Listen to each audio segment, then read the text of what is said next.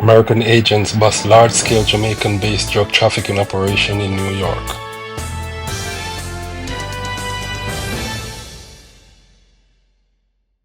A major drug trafficking investigation in the United States has led to the indictment of 10 people accused of operating an alleged narcotics distribution network with links to Jamaica, Queens, and Nassau County on Long Island.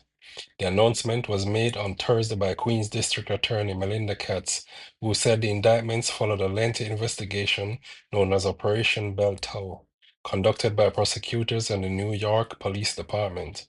According to investigators, the alleged organization distributed cocaine, heroin, fentanyl, and other illegal drugs from multiple locations in Queens, with operations extended into Nassau County. Among those indicted are two Jamaican nationals identified by prosecutors as 49-year-old Willis Bell and 52-year-old Rudolph Tindal.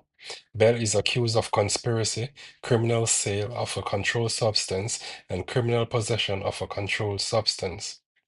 Tyndall faces charges including conspiracy, criminal possession of a controlled substance, and criminal sale of a controlled substance.